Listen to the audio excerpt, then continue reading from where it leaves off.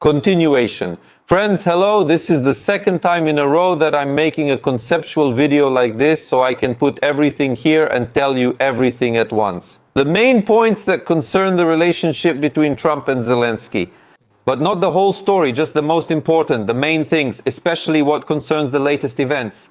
Just like in the previous video, I'm doing this trick, you could say, because I often stream a couple of times a week and everything I say is broken up into main points. Not everyone watches all the streams. And this is important information because these will be facts, not my opinion. These will be facts, and you can refer to this video, use my main points, or just send the video directly. For example, to people you argue with who unfortunately don't show themselves in the smartest way, so to speak, and might be planning to vote for Zelensky. Or they still have, so to speak, rose-colored green glasses on, and they don't understand what's going on. That's why I'm making a very short, strictly to the point video. So where do we start? We'll start with the main and most important thing. According to the latest news and recent events, that's the deal between Ukraine and the United States regarding mineral resources. First of all, right before recording this video, there was already a message that the deal has been approved, the deal has been agreed upon, and Zelensky is supposed to go to Trump at the White House at the end of this week to sign it. But let me tell you how it really happened.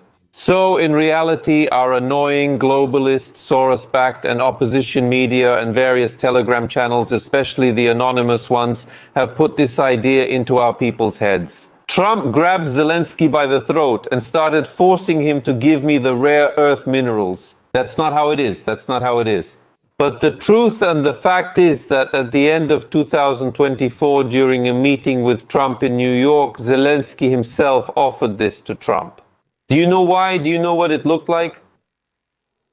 Please, just don't kick us out. Here, take it. Just don't kick us out. I want to remain president. Give me guarantees of personal safety. Give me personal guarantees. Support me, please. As president, I want to rule in Ukraine forever. Take the fossils. They saw this fool and, of course, as experienced business sharks, decided to outplay him. Of course, they adjusted this contract.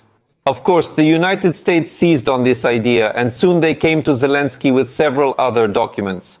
But before that, there's a small detail. Trump can't stand Zelensky. He can't tolerate him at all. First of all, they have completely different statuses. A clown, a top Guinness Book businessman, and a two-time United States president are all very different. But that's not the only point. The main thing is that during Donald Trump's first term, he was impeached precisely because of Volodymyr Zelensky's actions. Precisely because this nobody refused to hand over the entire case on Burisma and Hunter Biden to America and the public. And you all know this story. Why? Because most likely, apparently, he is in cahoots with Toyko Gorda. What happened next? Recently, the United States Secretary of the Treasury traveled 5,000 miles to Kiev. Upon arrival, he was told Zelensky couldn't meet him because he was sleeping. The secretary waited, and when Zelensky finally appeared, he began yelling at him. And the American press wrote that the secretary's hands were shaking after that. Do you know why? Because the United States Secretary of the Treasury is a highly educated, very intelligent person, someone who is used to civilized methods, who is used to having normal conversations, who is used to working with documents and dealing with decent people. But he came to a thug, a wannabe thug from Kryvyi Rih, a clown who behaved accordingly, and he was shocked.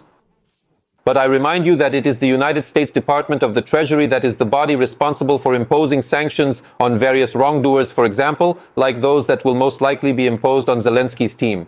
What was the deception? Then Zelensky and all that gang went to the press and said, here, I made an offer to Trump. We made adjustments. We want to include security guarantees for Ukraine in this agreement, but it is already known that the deal has been agreed upon without any security guarantees.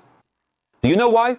Because the very presence of the United States in Ukraine, especially when we're talking about the pre-Trump administration, is already a security guarantee in itself. Russia won't target businesses, properties, resources, or other interests they're involved in.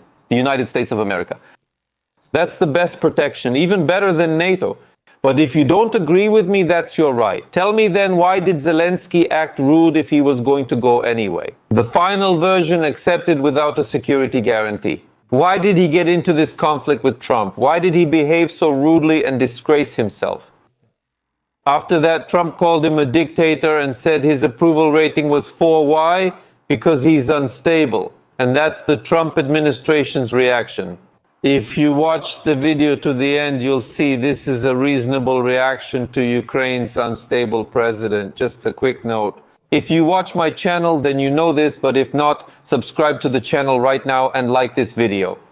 It was the globalists and the European Union, together with Britain, who picked a fool like that. They found Zelensky, the only one who stood up to Putin, and that's when the war really started. And now they're using that same unstable fool, because no reasonable person in the world would do this against Trump. He's kind of leading the anti-Trump coalition, if you can put it that way. You saw the photo of Macron and Trump, right? Macron also tried to make a show of it in public, but he was just doing it for his political image. But when he got to the White House, he became meek as a lamb instantly. Do you know why?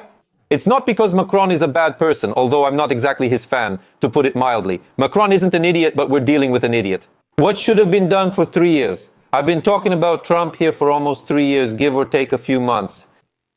All you had to do was listen, not document or cause trouble for my family. Just hear what needed to be done. And ideally, during the election campaign, you should have put on a Make America Great Again cap, supported Donald Trump, and asked the Ukrainian diaspora in the United States to vote for him.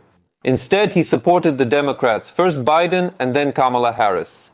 Well, not exactly reasonable people now. That's what those whom my audience argues with in real life will say, and they try to prove something to them.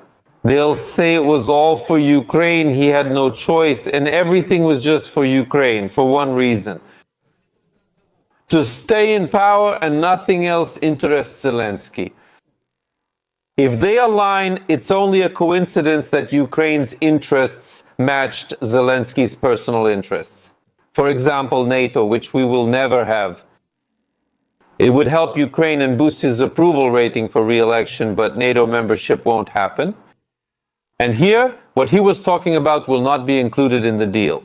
Who was the clever Javier Milei, who openly supported Trump during the election campaign? Giorgia Meloni, the Prime Minister of Italy. These are smart leaders of their countries. They acted wisely, and that's why they were invited to Mar-a-Lago, to Trump's estate, even before the inauguration, and they were invited to the inauguration as well. America has a great relationship. If Zelensky had any brains left and decent advisors, even if he was a complete idiot, they would have told him to do what I openly talked about here. Take it and do it, even if I hate you, just take it and do it. Use the free advice for the sake of Ukraine. No, he's not interested in that. And remember one fundamentally important and key thing. If you don't like the end of the war and the final peace agreement and everything else, it will be unpleasant for all of us. Ukraine may suffer to some extent, and already Trump's press secretary announced that President Trump will end the war, so that both sides will leave the table with a feeling of slight dissatisfaction, a feeling of slight discontent, or maybe not so slight. But what's most important is that both Putin, which is correct, and we, unfortunately. Do you think the president knows how to make a deal better than anyone who has ever assumed the office of the American presidency? To make a deal, you must bring both sides to the table. And typically when you make a good deal, both sides leave that table a little bit unhappy. It's not my fault. My YouTube channel isn't to blame. You're not to blame, and neither is anyone watching. One person is to blame for this, Volodymyr Zelensky, who behaved and continues to behave inappropriately and who was rude and acted like a thug with Trump's team. To confirm, just listen to these 3 sentences. A new article came out in the Daily Mail newspaper. Please listen. United States Vice President J.D. Vance told the Daily Mail that Volodymyr Zelensky is not pursuing a quick resolution to the conflict with Russia. Here is the direct quote. When we met with him at the hotel in Munich, I tried to politely but firmly convey the idea that the war should be ended as soon as possible. However, he clearly did not get this message, noted Vance. The politician also criticized Zelensky's tactics aimed at discrediting Donald Trump, emphasizing that this is not the best strategy for influencing the American leader. So you see, that's how Vance puts it. I persistently but politely tried to explain, man, calm down, man, you're wrong. You're behaving the wrong way. We're with you. There's a small age difference. Listen, I'm the Vice President of the United States giving you advice. Calm down, he snorted at Vance. Then for the last time, Vance spoke directly. Furthermore, to assume that criticism of the president in the media will change his opinion, Vance emphasized that anyone who knows Trump will say this is an ineffective and disrespectful way to deal with his administration. Why did I read this to you? So you see that maybe you think I'm just sharing my emotions or opinion. That's partly true. This was said by the Vice President of the United States, the Vice President of the United States. They'll try to wake Zelensky up with cold water or a slap. Buddy, pull yourself together. You don't act like that with Donald Trump. You can't behave like that with President Trump. You're going to break your teeth on this, everyone knows it, but he's inadequate. I think this is the 6th or 7th time I've used that word in this video. He's really not in an adequate state. And unfortunately, Ukraine has suffered, continues to suffer, and will keep suffering only because of him.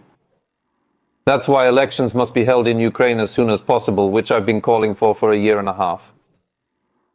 Exactly when they were supposed to take place according to the plan, both parliamentary and presidential. This monster must stop holding everyone hostage, as he has already turned Ukraine into a concentration camp and destroyed our country. That's it, along with Putin, of course. Agree or disagree, although I don't know what you would argue with, except maybe where I added my own opinion. In this video, I'll quickly list all the facts for you. I repeat, share it with those you argue with, use the points, write comments, subscribe to the channel. Thank you very much for watching this video until the end. Subscribe for now.